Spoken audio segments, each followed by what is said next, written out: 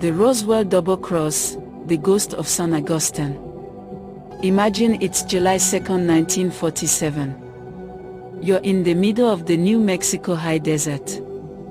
It's a night where the sky feels heavy, and a thunderstorm is absolutely tearing the horizon apart. Most people are tucked away in their ranch houses, but out there, in the dark, something is happening that will change the course of human history. A flash. Not white like lightning, but a pulsing, sickly blue. A sound like 1,000 sheets of metal being ripped in half.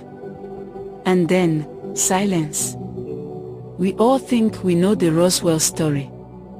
We know about the debris found by a rancher named Mac Brazel.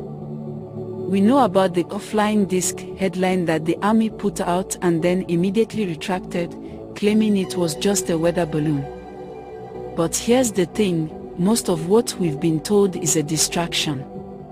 While the world was focused on a field of tinfoil and balsa wood on the Foster Ranch, something much more chilling was happening 150 miles to the west. There wasn't just one crash. There were two. And while the first site gave the military scraps, the second site, it gave them the pilots.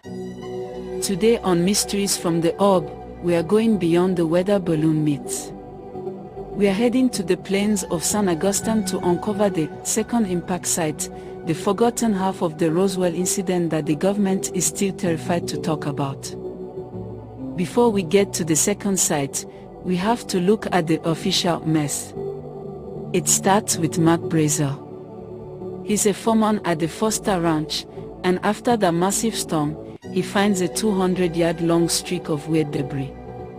He describes it as tinfoil that wouldn't crease, I-beams with purple symbols on them, and a parchment-like material that you couldn't cut or burn. Now, Mac isn't a UFO nut. He's a rancher. He just wants this junk out of his pasture so his sheep don't eat it. He brings some to Sheriff Wilcox, who calls the Roswell Army Airfield. This is where it gets weird. Colonel William Blanchard, a guy who is not a lightweight, he's a highly decorated officer, orders a press release. The headline: IAF captures flying saucer in Roswell region. Within hours, the higher-ups at Fort Worth flip the script. General Roger Ramey tells the press, "Sorry guys, our bad. It's just a Project Mogul weather balloon."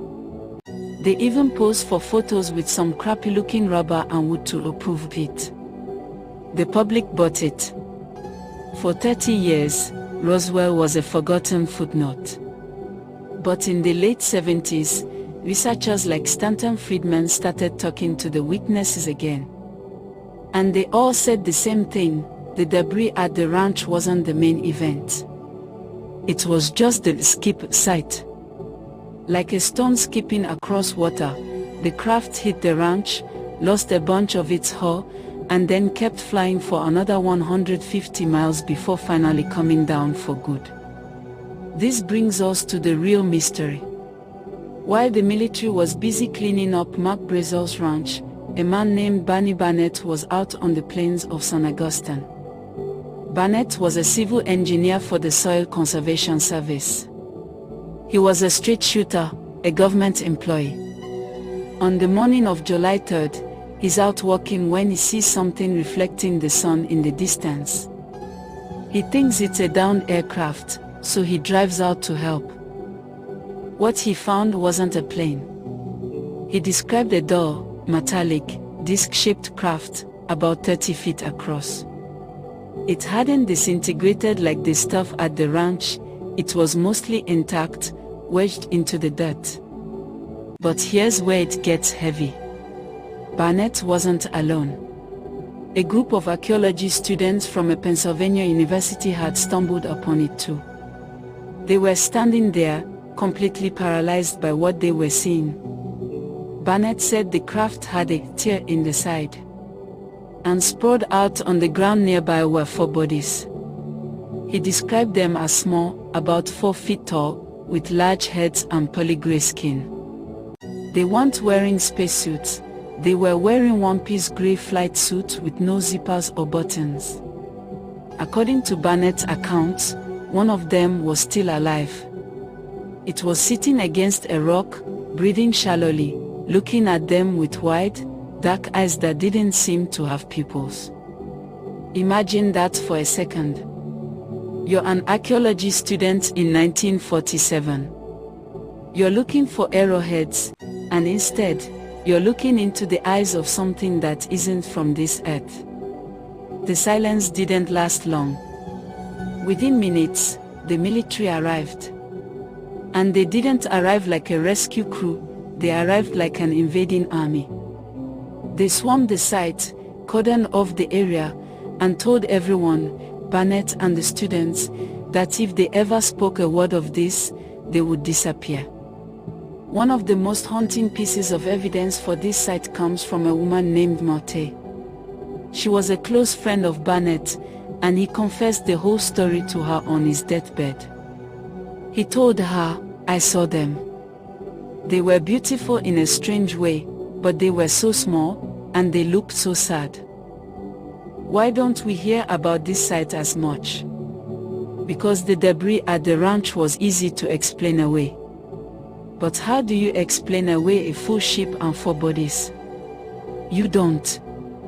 You bury it. You create a decoy, a narrative at the first sight to keep the investigators busy while you hold the real prize off to Wright-Patterson Air Force Base.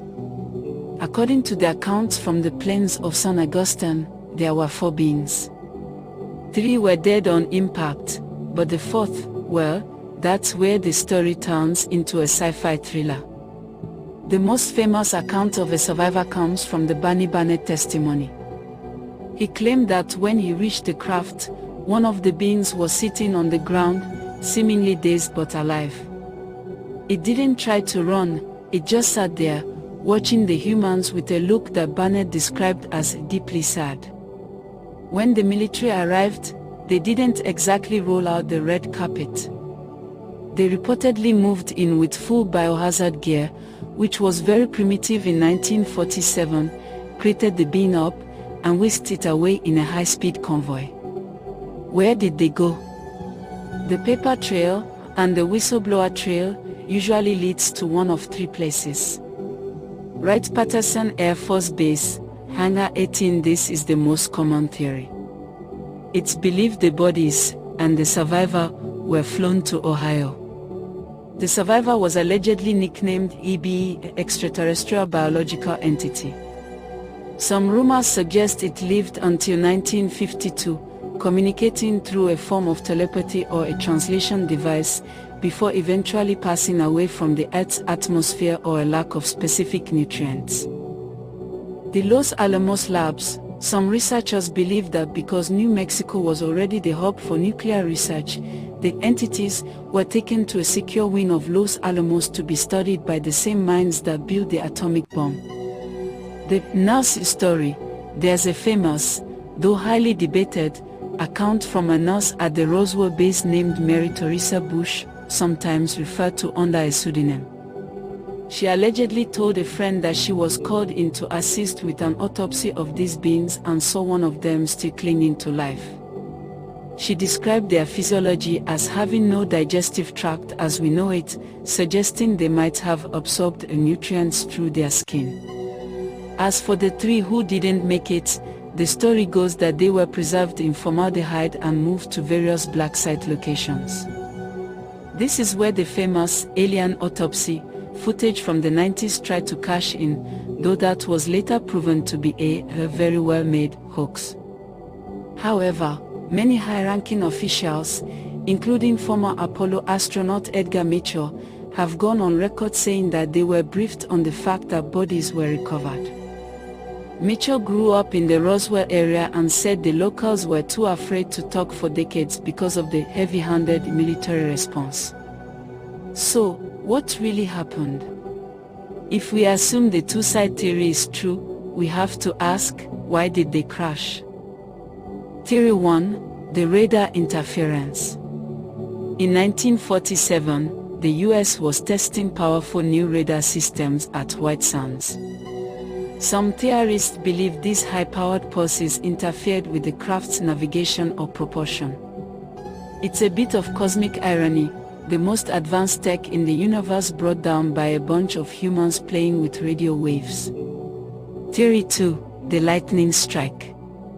The storm that night was legendary. If these ships use some form of electromagnetism to fly, a direct hit from a New Mexico supercell lightning bolt might have been enough to cause a catastrophic short circuit. Theory 3, the Trojan horse. This is the dark one. Some whistleblowers have suggested the crash was intentional. That a dying civilization left us their tech to see what we do with it, knowing it would kickstart a black-budget arms race that would eventually lead to our own destruction. Whatever the case, the aftermath is undeniable. Look at the jump in technology between 1947 and 1960. We went from vacuum tubes to fiber optics, integrated circuits, and night vision. Is it a coincidence, or did we spend the 1950s reverse engineering the prize from the San Agustin site? The Roswell incident is like a jigsaw puzzle where the government has burned half the pieces. We have the official weather balloon, we have the Project Mogul explanation, and then we have the quiet, terrified whispers of people like Barney Barnett who saw things that weren't meant for human eyes. Whether it was an alien craft or a top-secret Soviet experiment using high-altitude gliders, one thing is certain, something crashed in the desert that changed our world. And the more we look at that second site on the plains of San Agustin, the more the weather balloon story starts to look like the biggest lie ever told.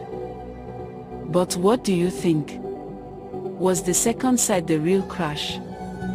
Have you ever seen something in the desert sky that you couldn't explain? Drop a comment below, I read every single one of them, and I want to hear your theories. Thank you for watching Mysteries from the Orb.